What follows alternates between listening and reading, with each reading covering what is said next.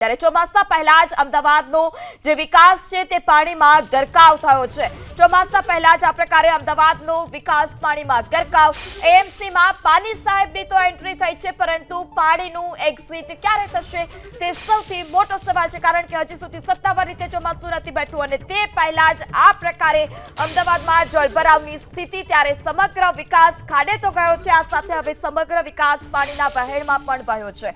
એએમસીમાં પાની સાહેબની એન્ટ્રી તો થઈ ચૂકી છે, પરંતુ પાણીનું એક્ઝિટ ક્યારે થશે, ક્યારે લોકો આ પાણીમાંથી મુક્તિ મેળવશે, ચોમાસામાં ક્યારે પાણી નહીં ભરાય તે પણ એક સૌથી મોટો સવાલ છે। પ્રી મોન્સૂન પ્લાનની વાર્તાઓ ગોતી લો આ પાણીમાં, કારણ કે વિકાસ જે છે તે પાણીમાં ગયો છે। પ્રી મોન્સૂનની કામગીરી કરી છે, ડ્રેનેજની કામગીરી કરી છે, આ તમામ દાવાઓ એએમસી તરફથી કરવામાં આવ્યા, અધિકારીઓ તરફથી કરવામાં આવ્યા, પ્રશાસન તરફથી કરવામાં આવ્યા, પરંતુ આ કામગીરી ક્યાં છે? ફક્ત ને ફક્ત આ કામગીરી કાગળ પર હતી, કારણ કે પ્રી મોન્સૂન પ્લાનની આ વાર્તાઓ, જે તમામ વાર્તાઓ આ પાણીમાં વહી ગઈ હોય તે પ્રકારના આ દ્રશ્યો છે। ગોપાલ ચોક વિસ્તારના દ્રશ્યો લઈ લો, અજીતમલ વિસ્તારના દ્રશ્યો લઈ લો, બાપુનગર વિસ્તારના દ્રશ્યો લઈ લો, ટકરનગર વિસ્તારના દ્રશ્યો લઈ લો, તમામ જે દ્રશ્યો છે તે આ જ પ્રકારના છે કે જ્યાં જળભરાવની સ્થિતિ જોવા મળી હોય। કરદાતાઓના રૂપિયે પ્રી મોન્સૂન પ્લાન આ પાણીમાં તમે શોધી લો અધિકારીઓ, કારણ કે દર ચોમાસામાં આ જ પ્રકારની સ્થિતિ અમદાવાદની હોય છે। રાણીપ, વાડજ, અરજીત મિલ વિસ્તારમાં કલાકો સુધી પાણી ભરાયેલા રહ્યા। 1-1.25 ઇંચ વરસાદમાં આ પ્રકારે સ્થિતિ છે, તો જો 10 ઇંચ વરસાદ પડે ત્યારે શું સ્થિતિ? તે અલગ અલગ દ્રશ્યો પણ અમે આપને બતાવી રહ્યા છે। સરસપુર વિસ્તારના દ્રશ્યો છે, અજીતમલ વિસ્તારના દ્રશ્યો છે, રાજીવનગર વિસ્તારના દ્રશ્યો છે, નિકોલ વિસ્તારના દ્રશ્યો છે કે જે તમામ જગ્યા પર જળભરાવ જોવા મળી રહ્યો છે। અંડરપાસમાં વરસાદી પાણી ભરાઈ ચૂક્યા છે, રસ્તાઓ જળમગ્ન છે, સોસાયટીઓમાં પાણી ઘૂસી ગયા છે અને અમુક જગ્યા પર જે ગટરિયા પાણી છે તે ગટરિયા પાણી આ ચોમાસામાં પણ ભરાયા છે। ત્યારે વરસાદ રોકાયો તેમ છતાં આ જળભરાવની જે સ્થિતિ છે તે સ્થિતિ આજ જોવા મળી। રાણીપ વિસ્તાર છે, વાડજ વિસ્તાર છે, અજીતમલ વિસ્તાર છે, જ્યાં કલાકો સુધી આ જ પ્રકારે પાણી જે હતા તે ભરાયેલા જોવા મળ્યા છે। ત્યારે સ્માર્ટ સિટીમાં જો 10 ઇંચ વરસાદ પડે તો શું સ્થિતિ થાય તે પણ જોઈ શકાય છે, કારણ કે 1 થી 1.25 ઇંચ વરસાદમાં આ પ્રકારે અમદાવાદ જળમગ્ન હોય તે પ્રકારના આ દ્રશ્યો છે। ગોપાલ ચોક વિસ્તારના કોર્પોરેટરો આ દ્રશ્યો જોઈ લો, કારણ કે જ્યારે અગાઉ પણ અમે આપની સાથે વાતચીત કરવાનો પ્રયાસ કર્યો હતો, ગટરિયા પૂર હતા ત્યારે તમે જણાવ્યું હતું કે ડ્રેનેજની જે કામગીરી છે તે કામગીરી કરી દેવામાં આવી છે, પરંતુ કામગીરી કરી દેવામાં આવી છે તો શા માટે આ ગટરિયા પાણી જે છે તે બ્રેક મારી રહ્યા છે? ગોપાલ ચોક વિસ્તારમાં આ જ પ્રકારે ગટરના જે દૂષિત પાણી છે તે રસ્તા પર ફરી વળ્યા છે। ગોપાલ ચોક વિસ્તાર, રાજીવનગર, સરસપુર વિસ્તારના ધારાસભ્યો, જુઓ આ તમારા વિસ્તારનો વિકાસ, જ્યારે મત લેવાની વાતો આવે ત્યારે તમામ જે લોકો હોય છે, તમામ ધારાસભ્યો ત્યાં પહોંચતા હોય છે, પરંતુ જ્યારે કામગીરી કરવાની હોય ત્યારે કોઈ ત્યાં ફરકતું પણ નથી। દીપક પંચાલ, નિકોલ વિસ્તારના કોર્પોરેટર જે છે તે પણ આપણી સાથે જોડાઈ ચૂક્યા છે। જે દીપકભાઈ, આપની સાથે ગટરિયા પૂરના સમયે વાત કરી ત્યારે આપે જણાવ્યું હતું કે કામગીરી ડ્રેનેજની કરવામાં આવી છે, 1.25 ઇંચ વરસાદમાં આ પ્રકારની સ્થિતિ।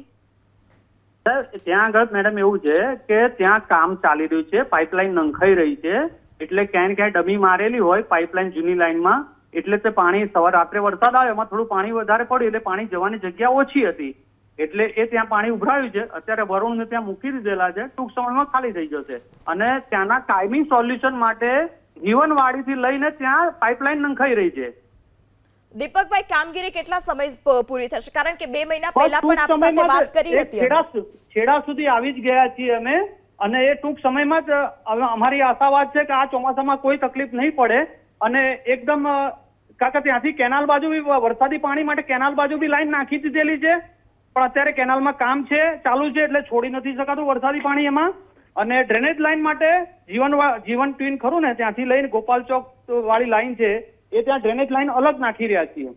દીપકભાઈ, આ કામગીરી આપ ચોમાસા પહેલા પૂર્ણ કરશો ખરી? બિલકુલ 100% ચોમાસા પહેલા પૂરું કરવાની જ છે અને યુદ્ધના ધોરણે કામ ચાલી રહ્યું છે અને અમને આશાવાદ છે કે 100% અમે પૂરું કરી દઈશું। દીપકભાઈ, 2 મહિના પહેલા તો તમે કીધું તું પતી જશે, પરંતુ હવે ચોમાસાના અઠવાડિયાની જ વાર છે, તો શું અઠવાડિયામાં આપની કામગીરી પૂર્ણ થશે ખરી?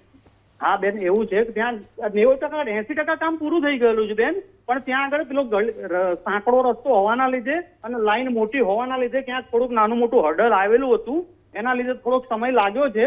એટલે એ ટૂંક સમયમાં એનું નિરાકરણ થઈ દીપકભાઈ, જો ગયું છે. 80% ચેમ્બર બની ગયું છે. કામગીરી પૂર્ણ થઈ ગઈ હોય તો રાત્રે 3 વાગ્યાનો વરસાદ બંધ થઈ ચૂક્યો છે. 1 વાગ્યાના દ્રશ્યો આપ જોઈ લો. આપ આ એ જ વિસ્તારના કોર્પોરેટર છો, જરાક હા, સ્થળ પર એ જ જઈને વિસ્તાર દ્રશ્યો અમે જુઓ. રાત્રે ત્યાં જ હતા, અમે જોયા હતા અને એને લાઈન વરુણ મૂકીને અમે ત્યાં બીજા મેનહોલમાં ટ્રાન્સફર પણ કરી હતી, પણ ત્યાં આગળ જે રાત્રે કામ દરમિયાન ડમી મારેલી હોય એ ખોલી નથી શકાય.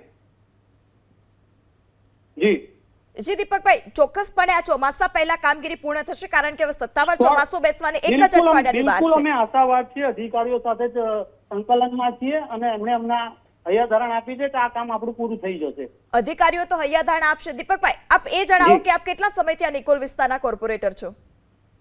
આ ક્રમથી 4 વર્ષ થઈ ગયા. દીપકભાઈ, અને આ 4 વર્ષથી દીપકભાઈ, પહેલી એવું વાર નથી નિકોલમાં આટલું મોટું કામ થઈ રહ્યું છે ને, જેના વરસાદી પાણીની લાઈન હતી નહીં અને વરસાદને ડ્રેનેજ અમે અલગ કરી રહ્યા છીએ. ત્યાં 30 કરોડના ખર્ચે ત્યાં પમ્પિંગ સ્ટેશન બની રહ્યું છે અને એ પમ્પિંગ સ્ટેશન કાર્યરત થતા બધી કાયમી સમસ્યાનું નિરાકરણ આવશે બેન. દીપકભાઈ, હજી તો લોકો ગટરિયા પૂરથી શાંત નથી પડ્યા, ત્યાં સુધીમાં તો ના, ના, વરસાદ બેન, આવી એવું નથી. ગયો. કોઈ ગટરિયા પૂરે તો અત્યારે કામ ચાલે છે બેન, એટલે ક્યાંક ને ક્યાંક ડેમેજ થાય, લાઈન મોટી નાખવા રાખી રહ્યા છીએ.